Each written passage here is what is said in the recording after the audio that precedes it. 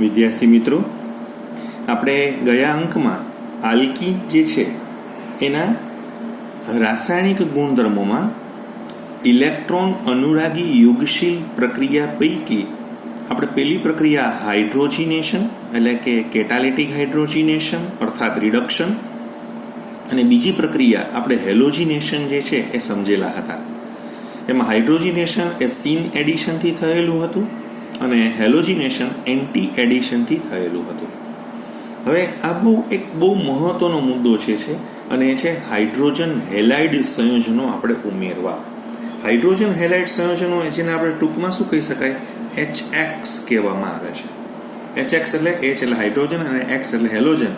જ્યાં આપણી પાસે HI, HBr, HCl, બરાબર, HF આવા બધા પ્રકારના સંયોજનો લઈ શકાય છે, પણ પ્રાયઃ અહીંયા વધારે પડતા HF સિવાયના સંયોજનોને લેવામાં આવે છે. સામાન્ય પ્રક્રિયાને જોઈએ તો તમારી પાસે આલ્કીન છે. હવે આ આલ્કીન પ્રક્રિયાને જ્યારે તમે HX સાથે એટલે કે કાં HCl અથવા HBr અથવા HI, તમને ખબર છે અગાઉ આપણે શું જોયું હતું, H2 હતું, પછી શું જોયું હતું, X2. એના કરતાં જુદું છે. કેમ જુદું છે? પેલામાં H2 હતું ને એ પોતે નોન પોલાર હતું, અને જ્યારે કેટાલિસ્ટ હતો તમારો જે ઉદ્દીપક, એ એને શું કરતો હતો, થોડોક ધ્રુવીભૂત કરતો હતો. એવી રીતે તમને કદાચ ખબર તો Br2 પણ પોતે નોન પોલાર હતું, પણ ઇથિનના સંપર્કમાં આવવાને કારણે એ કેવું થતું હતું, પોલર થતું હતું. એમ અહીંયા HX છે, પણ HX પહેલેથી જ કેવો હશે, તો કે HX પહેલેથી કેવો છે, તો કે પોલાર છે. બીજું HX અસમ પ્રક્રિયક છે. અસમ એટલે આ બે પાર્ટી અલગ અલગ છે. ઓલામાં શું હતું, H સરખા અથવા XX સરખા. આમાં શું છે, H અને X બંને કેવા છે, તો કે અલગ અલગ છે.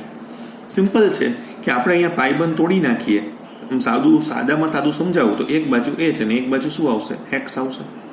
હવે તમે જોશો તો આ એક બાજુ H અને એક બાજુ X આવે તો આને શું કહેવાય, આલ્કાઇલ હેલાઇડ સંયોજનો કહેવામાં આવે છે.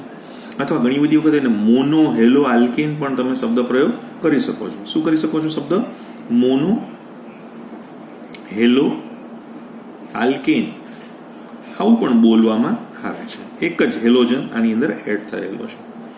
સાદામાં સાદી પ્રક્રિયા કહી શકાય. હવે આમાં HI સાથેની જે પ્રક્રિયા છે ને એ બહુ ફાસ્ટ થશે, કારણ કે H અને I ને ખોલવાના છે, એટલે એનો બંધ તોડવાનો છે. હવે એ બંધ તોડવો સહેલો, તો કે હા એકદમ સહેલો, કારણ કે આઈની સાઇઝ બહુ મોટી છે, એટલે 300 કિલો જૂલ પર મોલ પોલા તૂટી જશે. આને તોડવા માટે તમારે 360 કિલો જૂલની જરૂર પડશે, અને આને તોડવા માટે 430 કિલો જૂલ પ્રતિ મોલની જરૂર પડશે. એટલે આખી જે પ્રક્રિયામાંનો જે વેગ જે છે એમાં આનો વેગ સૌથી વધારે છે, પછી આ અને આ એ ઉતરતા ક્રમમાં આપણને જોવા મળે છે. આ તમને પહેલા એક સાદી વાત સમજાવી. હવે અહીંયા છે ને બે ભાગ પડવાના છે, સમમિત આલ્કીન સંયોજનો અને અસમમિત આલ્કીન સંયોજનો. બંનેમાં અલગ અલગ કોન્સેપ્ટથી આપણે સમજવું છે. પ્રશ્ન એવો છે કે સમમિત આલ્કીન સંયોજનો એટલે શું? તમને યાદ આવે તો આપણે ઉચક નીચક હોય, જેને આપણે સીસો કહીએ છીએ. તમે જોઈ શકો છો આ ડબલ બોન્ડ વચલું પાટિયું છે, આ બાજુ જે છે આ બાજુ તમે જુઓ, અહીંયા બે હાઇડ્રોજન, અહીંયા બે, તો આને શું કહેવાય, સમમિત કહેવાય. તમને સાદામાં સાદી રીતે તમે સમજણ આપું છું. બાકી સમમિત માટે તમારે આખી એક સિમેટ્રીનો પણ અભ્યાસ કરવો પડે, કે એક્સિસ સિમેટ્રી શું છે, એની પ્લેન સિમેટ્રી શું છે, આ બધું સમજવું પડે. પણ તે તમને સાદું દેશી ભાષામાં હું તમને આવી રીતે સમજાવું છું. હવે આની પ્રક્રિયામાં તમે HBr નાખો, તમને ખબર છે એક બાજુ H જશે ને એક બાજુ Br જશે. ઘણી વખત સ્ટુડન્ટ્સ એવું પૂછે, ના સર H અહીંયા નાખો છો ને Br અહીંયા રાખો છો. કોઈ ફેર નથી, કારણ કે આ સમિત છે, એટલે અહીંયા H અને અહીંયા Br કે અહીંયા H અને અહીંયા Br રાખો, તમારી નિપજનું IUPAC નામ એક જ થશે, એટલે એક જ નિપજ બનશે, જેને આપણે કહી શકાશે બ્રોમો ઇથેન. તમારી પાસે બ્યુટ-2-ઈન છે, આ પણ સમિત છે, તો કે હા ડબલ બોન્ડની આ બાજુ CH3 છે, તો ડબલ બોન્ડની આ બાજુ પણ CH3 છે. આની પ્રક્રિયા તમે કોની સાથે કરો છો, તો કે HCl સાથે કરો છો, હાઇડ્રોક્લોરિક એસિડ સાથે કરો છો. અહીંયા H અહીંયા Cl, અથવા અહીંયા Cl અહીંયા H, બધામાં એક જ નિપજ છે, 2-ક્લોરોબ્યુટેન, રાઈટ. તો એનો મતલબ એવો થઈ ગયો કે સમિતની અંદર કંઈ બહુ ચિંતાનો વિષય નથી. હા, તમારો પ્રક્રિયક કેવો છે, અસમ છે, અને આ કેવા છે, સમ છે, એટલે કોઈ પ્રોબ્લેમ નથી આવ્યો. આની ઘણા લોકો કે સર આમાં તો દર વખતે મિકેનિઝમમાં હું તમને થોડોક ઇન્ટરેસ્ટ વધુ ને વધુ પડે, એટલે હું તમને વારંવાર મિકેનિઝમ ઉપર લઈ જઈશ, અને ભવિષ્યમાં આ જ વસ્તુ તમને કોઈ પણ કોમ્પિટિટિવ એક્ઝામિનેશન્સ જે છે એ તમે પ્રક્રિયાની વિધિથી જ સમજવામાં આવશે. હવે તમને બતાવું છું કે H અને Br આ તો પહેલેથી શું થઈ જશે, આયનીકરણ પામેલા જ છે, એટલે અહીંયા આયોનાઇઝેશન પહેલેથી થયેલું જ હશે, કારણ કે આ પહેલેથી ધ્રુવીય છે. Bromine is more electronegative than hydrogen, That's why they particularly attract these bonded electron pairs towards to them. So Br minus છે ને H પ્લસ છે. હવે બહુ સિમ્પલ શરૂ થઈ ગયું. આપણે ઇથિન છે એનો પાઈ ઇલેક્ટ્રોન જે છે એ તો ઇલેક્ટ્રોનનો સ્ત્રોત છે. કોના માટે? ઇલેક્ટ્રોન અનુરાગી છે આ. તો આ જે છે એ આના ઘરમાં આક્રમણ કરશે એટલે એના પાઈ ઇલેક્ટ્રોન આને આપી દેશે. આપણે જાણીએ છીએ કે આ તબક્કો એટલા માટે ધીમો છે કારણ કે આ ન્યુટ્રલ કમ્પાઉન્ડ છે અને પાઈ બંધ તોડવાનો છે એટલે તબક્કો ધીમો છે અને આ જ પ્રક્રિયાના વેગનો નિર્ણય લેશે. એટલે તમને કદાચ ખબર પડી કે આ પ્રક્રિયામાં શું થયું, તો કે આ પ્રક્રિયામાં ઇલેક્ટ્રોન અનુરાગીનું આક્રમણ થયું ને યોગશીલ થઈ, એટલે તો આખી પ્રક્રિયાનું નામ શું પડી ગયું? ઇલેક્ટ્રોન અનુરાગી યોગશીલ પ્રક્રિયા પડ્યું. બહુ ધ્યાનથી તમે જુઓ, અહીંયા ઇથાઇલ કાર્બોકેટાઇન બનેલો છે, રાઈટ? બહુ ધ્યાનથી જોજો, અહીંયા કાર્બોકેટાઇન થઈને જાય છે. બસ હવે સિમ્પલ આ કાર્બોકેટાઇન અને પ્લસ આપણો જે Br માઇનસ હતો કેન્દ્ર અનુરાગી એ આક્રમણ કરશે. આ આક્રમણ બહુ ઝડપી છે કારણ કે પ્લસ સાથે માઇનસને જોડી જ દેવાનું છે એટલે બ્રોમો ઇથેન તમને પ્રાપ્ત થઈ જશે. સાવ સાદું મિકેનિઝમ છે, તમને સમજાઈ શકે એટલા માટે છે. બીજું કે આ પણ એન્ટી એડિશનથી જ થવાનું છે, આ સીન એડિશનથી થવાનું નથી કારણ કે બે વસ્તુ અલગ અલગ. કારણ કે બ્રોમિન છે ને એની સાઇઝને કારણે એ લોકોનો જે એટેક થતો હશે તો એ જ્યારે આપણે હજી ભવિષ્યમાં અવકાશ વિન્યાસ, રસાયણ વિજ્ઞાન, સ્ટીરિયો કેમિસ્ટ્રીને ધ્યાનથી આપણે જોશું ત્યારે આપણે 12મા ધોરણના રેફરન્સમાં થોડો ખ્યાલ આવી જશે. બસ હવે સાચી જે ઘટના બને છે ને એ કંઈક અહીંયા બને છે અને આપણે બહુ સારી રીતે સમજવું પડશે. મારી પાસે છે ને અત્યારે અસમમિત આલ્કીન સંયોજન છે. ધ્યાન રાખજો. હવે અસમમિત એટલે જેમ કે અત્યારે મારી પાસે જે સંયોજન જે છે એનું નામ શું છે? તો કે પ્રોપીન છે. બહુ ધ્યાનથી જુઓ, અસમિત છે તો કે હા, ડબલ બોન્ડની આ બાજુ CH2 છે ને આ બાજુ આખું CH3 છે એટલે અસમ છે. એટલે આપણે ઉચક નીચક કે સીસો જોઈએ તો આ જુદું પડી ગયેલું છે. બીજું તમારું પ્રક્રિયા કે અસમ છે. હવે તમે વિચારો કે તમે આખી આ જે પ્રક્રિયા જે છે એ ડાર્કમાં એટલે કે અંધકારમાં અને પેરોક્સાઇડની ગેરહાજરીમાં કરો છો. આ અત્યારે હું તમને હમણાં પછી વાત કરું છું કે આપણે પેરોક્સાઇડની હાજરીમાં કરશું તો રિઝલ્ટ બદલાઈ જવાનું છે. હવે અહીંયા એક સામાન્યતઃ વિદ્યાર્થી એવું વિચારે કે એક બાજુ H રાખો ને એક બાજુ Br રાખો તો 1 બ્રોમો પ્રોપેન બનશે અને અહીંયા Br રાખો ને અહીંયા H રાખો તો શું થશે? 2 બ્રોમો પ્રોપેન બનશે. એટલે થિયોરેટિકલી તમે જોવા જાવ તો તમને કેટલી નિપજ મળશે? 2. તો ખરેખર થિયોરેટિકલી 2 જ મળે, તો પ્રેક્ટિકલી 2 મળે તો કે આ પ્રેક્ટિકલી 2 મળે છે, પણ પ્રેક્ટિકલી જોવા જાવ તો બંને નિપજ સરખી નથી. આ મુખ્ય નિપજ છે ને આ કઈ નિપજ છે? તો કે આ ગૌણ નિપજ છે. આ મેજર છે અને આ માઇનોર છે. હવે આવું થવાનું કારણ શું? જે વિદ્યાર્થીઓને જો હજી હું ન સમજાવું તો જે સ્માર્ટ અને ઇન્ટેલિજન્ટ સ્ટુડન્ટ્સ હશે ને એને ખબર જ પડી ગઈ છે કે શું થવાનું છે. કારણ કે તમારું જે પાઈ બંધ જે છે, સપોઝ કે તમે એને શિફ્ટિંગ કરીને અહીંયા લઈ આવો છો તો આ માઇનસ થશે ને આ પ્લસ થશે. અહીંથી તમને ખબર પડી ગઈ કે આ સેકન્ડરી કાર્બોકેટાઇન છે અને જો આ પાઈ બંધ અહીંયા શિફ્ટ કરીને પ્લસ અહીંયા લઈ આવશો તો આ પ્રાઇમરી કાર્બોકેટાઇન છે. તો પ્રાઇમરી કાર્બોકેટાઇન કરતાં સેકન્ડરી કાર્બોકેટાઇનની સ્થિરતા કેવી હોય? વધારે હોય. બસ એટલે આ મુખ્ય નિપજ છે ને આ કઈ છે? ગૌણ નિપજ છે. આ જે સમજૂતી જે છે ને એ સાદા વિદ્યાર્થીઓને સમજાવવા માટે એક રશિયન વૈજ્ઞાનિક હતા જેનું નામ છે માર્કોવનિકો. રશિયન સાયન્ટિસ્ટ છે. એને છે ને આ પ્રક્રિયા એટલે એને શું કીધું હતું કે જ્યારે અસમ પ્રક્રિયક, એવું નથી કે આ જ અસમ પ્રક્રિયક છે HX, પાણી પણ અસમ પ્રક્રિયક છે. કેમ? એમાં H+ અને OH- હોય છે. HOX પણ અસમ પ્રક્રિયક છે. આ બધા અસમ પ્રક્રિયક છે. એને જ્યારે અસમમિત આલ્કીનમાં ઉમેરવામાં આવે એટલે કે અસિમેટ્રિક આલ્કીન જે છે એમાં તમે જ્યારે ઉમેરી દો એટલે બંને અસમની અને અસમની સાથે પ્રક્રિયા થાય ત્યારે આનો વધુ વિદ્યુતઋણ ઘટક કોણ છે? તો કે બ્રોમિન. એ છે ને ડબલ બોન્ડ સાથે જોડાયેલા ઓછા હાઇડ્રોજન ધરાવતા કાર્બન સાથે જોડાય. ફરીથી જુઓ, જ્યારે અસમ પ્રક્રિયક જેવા કે HX, H2O, HOX, એમાં અત્યારે આપણે ધ્યાન રાખ્યું છે HX, એને જ્યારે અસમમિત આલ્કીનમાં ઉમેરવામાં આવે ત્યારે અસમ પ્રક્રિયકનો વધુ વિદ્યુતઋણ ઘટક એટલે કોણ? તો કે આ અસમ પ્રક્રિયકનો વધુ વિદ્યુતઋણ ઘટક કોણ છે? તો કે Br. એ અસમમિત આલ્કીનમાં એટલે આ સમમિત આલ્કીન જે છે તેમાં ઓછા હાઇડ્રોજન કોની પાસે છે? આની પાસે છે કે આને નથી જોવાના કારણ કે ડબલ બોન્ડની આજુબાજુમાં જોવાનું છે. તો અહીંયા 1 હાઇડ્રોજન છે, અહીંયા 2 છે, તો ઓછા હાઇડ્રોજન ધરાવતા પરમાણુ સાથે જોડાય છે. આ જ વસ્તુ જે હમણાં હું તમને મૌખિક રીતે સમજાવું છું એ અહીંયા હું તમને પ્રક્રિયા દ્વારા સમજાવવા માંગુ છું કે મારી પાસે CH3 CH double bond CH2 છે, પ્રોપીન છે. એમાં મારે સૌથી પહેલાં શું નાખવાનું છે? H+, કારણ કે મારો પહેલો ઇલેક્ટ્રોન અનુરાગીનું આક્રમણ થશે. આ તબક્કો ધીમો છે. હવે અહીંયા C1 ઉપર H+ નાખો C1 ઉપર H+ નાખો તો તમને આવું બનશે ને, CH3 CH+, CH3, અને C2 ઉપર નાખો તો CH3 CH2 CH2+. બહુ ધ્યાનથી જુઓ તો કે આ સેકન્ડરી કાર્બોકેટાઇન બનેલો છે. અહીંયા તમે જુઓ આ પ્રાઇમરી કાર્બોકેટાઇન છે. આપણે અગાઉ જનરલ ઓર્ગેનિક કેમિસ્ટ્રીમાં ભણી ગયેલા છે કે સેકન્ડરી કાર્બોકેટાઇન એ પ્રાઇમરી કાર્બોકેટાઇન કરતાં વધારે સ્થાયી છે. આમ તો કાર્બોકેટાઇનનું આયુષ્ય બહુ ક્ષણિક હોય છતાં પણ સ્થિરતા કેમ છે? અહીંયા બી અસર છે, પ્રેરક અસરથી પણ આ પોતાના ઇલેક્ટ્રોન દાન કરી આનો પ્લસ ચાર્જ ડાઉન કરે છે, એટલે બધી બાજુ આનો ચાર્જ ડિસ્ટ્રીબ્યુટ થઈ જાય છે. અને એનાથી પણ ઇમ્પોર્ટન્ટ શું છે? Hyper conjugation. બહુ ધ્યાનથી તમે જુઓ, આની પાસે 3 ને 3 6 ને +1 7 હાઇપર કોન્જ્યુગેટિવ સ્ટ્રક્ચર બનશે. આમાં શું છે તો કે આની બાજુમાં ફક્ત આ તમે જુઓ અહીંયા 2 + 1 જ બનશે, એટલે કુલ 3 જ હાઇપર કોન્જ્યુગેટિવ સ્ટ્રક્ચર બનશે. સો આ 7 અને 3, તો this is more particular, more hyper conjugative structure means more resonance, means more stability, અને અહીંયા ઓછી સ્ટેબિલિટી છે એટલે આની સ્થિરતા વધારે છે. બસ હવે જેની સ્થિરતા વધારે લાંબો સમય રોકાતો હશે તો એના ઘરમાં બ્રોમિનનું આક્રમણ વધારે થશે, તો એ મુખ્ય નિપજ તરીકે મળશે 2-બ્રોમોપ્રોપેન. અને જેના ઘરમાં થોડુંક લેસ સ્ટેબલ છે તો ત્યાં બ્રોમિન ઓછી નિપજ આપશે, એટલે તમને બનશે અહીંયા 1-બ્રોમોપ્રોપેન. તો આ તમને થોડુંક અસમિત આલ્કીનનું સમજાઈ ગયું. હવે અહીંયા કન્ડિશન શું હતી તો કે સામાન્યતઃ આવું થવું જોઈએ કે પેરોક્સાઇડની ગેરહાજરી હોવી જોઈએ.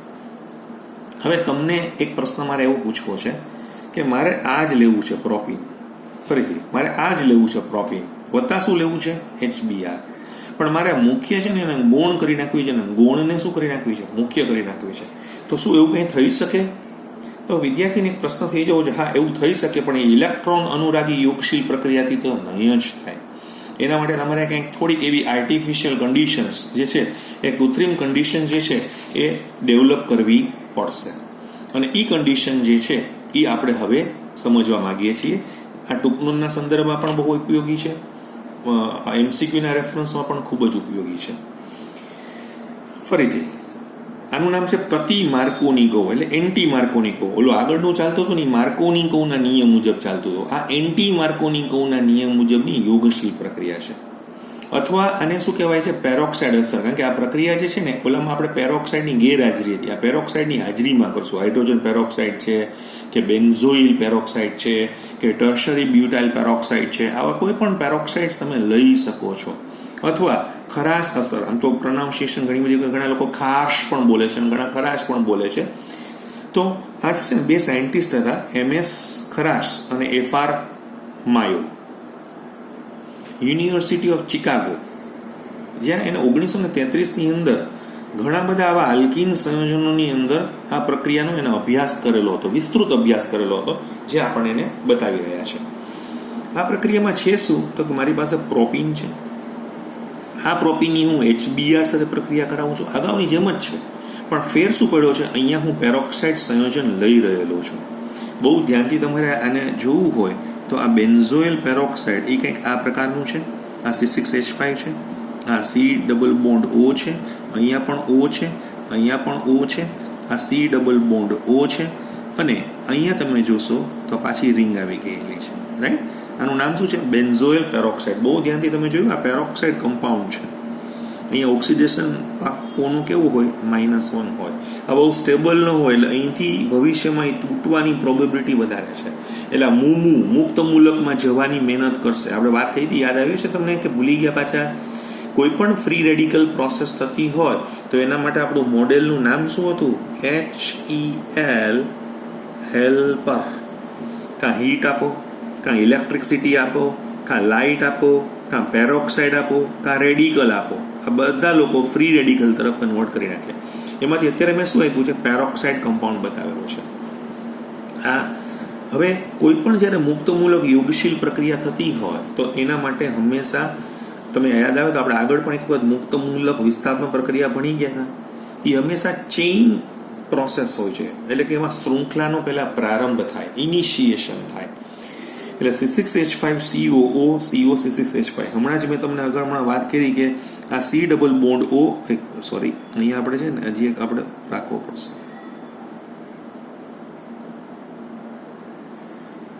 બરાબર છે? એટલે હવે શું થઈ ગયું તો કે આ જે પોર્શન જે છે એટલે અહીંયાથી નીકળશે આ જગ્યા ઉપરથી, બરાબર છે. અહીંયા પણ અહીંયા આ જગ્યા ઉપરથી ટૂંકમાં એટલે હવે શું થશે, અહીંયા કટકા થઈ ગયા છે. આ જે અહીંયાથી આટલા આ કટકા થઈ ગયા છે. જ્યારે આપણે આને પ્રોસેસ કરશું એટલે 2C6H5COO આ ફ્રી રેડિકલ થઈ ગયો. જુઓ તમે, કારણ કે એક ઇલેક્ટ્રોન આની પાસે જતો રહ્યો છે, એક ઇલેક્ટ્રોન આની પાસે જતો રહ્યો.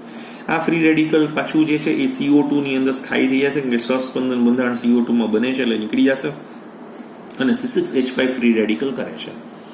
અને આ C6H5 ફ્રી રેડિકલ જે છે એ HBr સાથે જોડાય છે. હવે આમાં H જે છે એ આને લઈ લેશે એટલે Br ને ફ્રી રેડિકલ કરી નાખ્યો છે. ટૂંકમાં આખી આ પ્રક્રિયાએ કર્યું શું છે તો કે HBr માંથી Br ને ફ્રી રેડિકલમાં કન્વર્ટ કર્યો છે. આગળ શું થતું હતું, HBr માં H+ અને Br- થતું હતું. આમાં અત્યારે Br ફ્રી રેડિકલ બનેલો છે. બીજા સ્ટેપમાં જે છે ને એ આનું સંચરણ થશે. સંચરણને આપણે શું કહેવામાં આવે છે, પ્રોપાગેશન. આ બહુ અગત્યનો તબક્કો છે, તમારે મિકેનિઝમ સમજવા માટે બહુ જરૂરી છે. હવે તમારો પ્રોપીન આવે છે એ Br સાથે પ્રોસેસ કરશે. તમારે પહેલા તો Br તોડ્યા હતા ને અહીંયાથી હવે તમને એક પ્રશ્ન પૂછું કે HBr માંથી આ ખોલવું, HI માંથી ખોલવું, હા તમે જોશો અહીંયા આગળ, અને HCl માંથી ખોલવું, તો સેલું શેમાં હોય તો કે HI માં સેલું હોય, HBr માં એનાથી ઓછું સેલું અને HCl માં બહુ અઘરું છે. પણ હમણાં આપણે એને થોડીક વિગતવાર જાશું. તો અહીંયા તમે જોશો તો CH3 CH double bond CH2 જ્યારે ફ્રી રેડિકલ સાથે પ્રોસેસ કરશે એટલે આનો ફ્રી રેડિકલ અહીંયા આવી જશે. એટલે આ શું થશે તો કે ફ્રી રેડિકલ બનવા માટે આ Br જ્યારે એટેક કરશે તો એ Br અહીંયા સપોઝ કે એટેક કરે છે તો આનો ફ્રી રેડિકલ એટલે આ સેકન્ડરી ફ્રી રેડિકલ બનશે. અને એ કેવું હોય, પાછું બોલી ગયા, મુક્ત મૂલક હંમેશા ક્ષણિક આયુષ્ય ધરાવતા અતિ સક્રિય સેકન્ડરી ફ્રી રેડિકલ, પાછું હાઇપર કોન્જ્યુગેશન સ્ટ્રક્ચર, પ્રેરક અસર, આ બધાને કારણે એની સ્થિરતા વધે છે. હવે આ ફ્રી રેડિકલ ફરીથી બીજા HBr સાથે પ્રક્રિયા કરે છે. હવે આ H ને અહીંયાથી ઉપાડી લેશે એટલે CH3 CH2 Br અને Br ફ્રી રેડિકલ જનરેટ થઈ ગયેલો છે. તમને નિપજ કઈ બની ગઈ અહીંયા 1 બ્રોમોપ્રોપેન. ખોલામાં શું બનતી હતી 2 બ્રોમોપ્રોપેન. હવે ત્રીજો તબક્કો શું થાય તો કે ત્રીજો તબક્કો આનું હવે ટર્મિનેશન એટલે કે સમાપન પ્રક્રિયા થતી હોય. જેટલા ફ્રી રેડિકલ હોય ને બધા સામસામે ભટકાઈને સ્ટેબલ થઈ જાય. એટલે જો આપણે અગાઉ Br બન્યો હતો તો એ Br2 બની ગયો. એક તમને કદાચ ખબર હોય તો આપણે જોયું હતું કે એક ફ્રી રેડિકલ આવું બન્યો હતો ને CH3 CH CH2 Br, હા, તો એના ઘરમાં Br નામનો ફ્રી રેડિકલ આવી જાય તો આવું બની જાય. અચ્છા, એવું પણ બને ને કે CH3 CH CH2 Br જે આપણે બન્યું હતું એ જ પાછું CH3 CH CH2 Br ભટકાઈ જાય તો આવું પણ બનાવે. પણ આનું આપણા માટે બહુ મહત્વ નથી. આપણું મહત્વ અહીંયા જોવાનું છે, વધારે પડતું આ જગ્યા ઉપર થાય છે. પણ આ પ્રક્રિયાની એક ખાસિયત શું છે, અથવા તમે એમ કહી શકો છો કે આખી આ જ્યારે પ્રક્રિયા થતી હોય ને ત્યારે ફક્ત ને ફક્ત HBr માં જ થાય છે. અહીંયા તમે જોશો તો આપણું ટાઇટલ શું હતું, હાઇડ્રોહેલોજિનેશન, રાઈટ. પણ આ જે પ્રતિમાર્કોનિકો નિયમ છે એમાં HX માં HBr જ વાપરવાનો છે, બાકી બીજું કાંઈ જ વપરાતું નથી. HF પણ વપરાતું નથી, HCl પણ વપરાતું નથી અને HI પણ વપરાતું નથી. હવે આવું કેમ તો કે HBr ની આવી અપવાદરૂપ વર્તણૂક કેમ છે, શા માટે HF HCl અને HI સાથે પ્રક્રિયા કરતું નથી, અને આપણે બહુ વિગતવાર સમજીએ. મેં તમને હમણાં જ કીધું હતું કે આ તબક્કો જે છે ને આ તબક્કો એને બરાબર ફરીથી ધ્યાનમાં રાખજો. આ તબક્કાને બરાબર ફરીથી ધ્યાનમાં રાખજો. આમાં 2 તબક્કા મેં બતાવ્યા છે. એક બ્રોમિન છે ને એ ફ્રી રેડિકલ આના ઘરમાં એટેક કરે છે, આવું બનાવે છે, અને બીજા તબક્કામાં એ HBr સાથે પ્રોસેસ કરે છે. જોઈ લીધું તમે? ફાઇન. હવે આપણે એ જ વસ્તુ અહીંયા બતાવી છે. જુઓ અહીંયા X HX માં X શું છે, અહીંયા ડેલ્ટા H છે જે આપણે ઉર્જાનો ફેરફાર માપવો છે કિલોજૂલ પ્રતિ મોલમાં. આ ઓલું પહેલું સ્ટેપ હતું ને, X એટલે Br ડોટ હતો જે હતું તે પ્રોપીનના ઘરમાં પ્રક્રિયા કરે આવું બનાવે. અને બીજું શું હતું કે એ જે બની ગયું હતું એ પાછું HX સાથે પ્રક્રિયા કરીને આ બનાવે. જો તમારી પાસે ફ્લોરિન હશે તો ફ્લોરિન જ્યારે આના ઘરમાં એટેક કરશે ને ત્યારે ઘણી, કારણ કે ફ્લોરિનનું કદ નાનું છે એટલે માર એટેક કરશે એટલે બહુ સરસ ઉષ્માક્ષેપક પ્રક્રિયા બતાવશે. સમજાણું તમને? ખૂબ સરસ ઉષ્માક્ષેપક બતાવે છે. -209 કિલોજૂલ છોડી દે છે. પણ અહીંયા તમે જોશો ને તો શું થઈ ગયું છે, +159, કારણ કે અહીંયા શું બન્યું છે, અહીંયા HF હતું, યાદ આવ્યું તમને પાછું? એ HF ને તોડવો બહુ પાછો અઘરો છે, કારણ કે HF બંધની વિયોજન ઉર્સમાં બહુ વધારે છે, ડિસોસિએશન એનર્જી વધારે છે, તો એ +159 આવી ગયું. અચ્છા, ક્લોરીનમાં શું થઈ ગયું તો કે આના કરતાં થોડી ઉર્જા, કારણ કે ક્લોરીન છે ને કદ મોટું છે એટલે -101 છે, પણ આ પાછું કેટલું છે તો કે આમાં પાછું ઘટી ગયું, +27 છે. બ્રોમિન એક બહુ મસ્ત રીતે સિચ્યુએશન બતાવે છે, આના કરતાં ડેફિનેટલી ઓછું છે પણ આમાંય માઇનસ છે. આ એક જ બ્રોમિન એવું છે, તમે બહુ ધ્યાનથી જોશો તો કે એના બંને તબક્કા કેવા છે તો કે ઉષ્માક્ષેપક, બંને એક્ઝોથર્મિક રિએક્શન છે. આમાં શું છે, એક્ઝોથર્મિક છે, પણ અહીંયા એન્ડોથર્મિક છે. પણ આ એક જ એવું છે કે જેમાં બંને એક્ઝોથર્મિક છે, અને બંને એક્ઝોથર્મિક હોય એટલે વધારે ઉર્જા છોડી દેશે. જેમ વધારે ઉર્જા છોડશે તો આવકબાવના નિયમ મુજબ સ્થિરતા વધી જશે. આયોડિનના કેસમાં તો અહીંયા શું થઈ ગયું કે આયોડિનના ઘરમાં મોકલવા માટે તમારે ધક્કા મારવા પડતા હતા. હા, અહીંયા સહેલાઈથી નીકળી ગયો, પણ એક તબક્કો તમારો કેવો થઈ ગયો તો કે એન્ડોથર્મિક, અને બીજો કયો થયો એક્ઝોથર્મિક. એટલે તમે જોવા જશો તો બંને ઉષ્માક્ષેપક તબક્કાઓ હોવાને કારણે આ પ્રક્રિયા આપણને જોવા મળે છે. ટૂંકમાં આપણે એવું કહી શકાય કે પ્રતિ માર્કોની કૌનો નિયમ માત્ર ને માત્ર HBr માટે જ લાગુ પડે છે. અહીંયા ઘણી વખત એક સ્ટુડન્ટ અમને એવો પ્રશ્ન પૂછે છે કે સર અહીંયા પ્રોપિન લઉં, HCl લઉં ને પેરોક્સાઇડ લઉં તો શું બને? તો કે કોઈ એન્ટી માર્કોનિકો નિયમ કામ ન કરે. જેવું માર્કોનિકો ચાલતું હતું એ જ પ્રમાણે થશે. એટલે તમને નિપજ કઈ બનશે? ત્યાં 2-ક્લોરોપ્રોપેન બનશે. એમાં ચિંતા કરવાનો વિષય નથી. માત્ર ને માત્ર પ્રતિ માર્કોનિકોનો નિયમ HBr માટે જ લાગુ પાડવો. તો આ વાત આપણે આજના સંદર્ભમાં કરેલી છે. ભવિષ્યમાં ફરીથી પાછી આપણે યોગશીલ પ્રક્રિયાની અંદર આગળ વધશું. Thank you.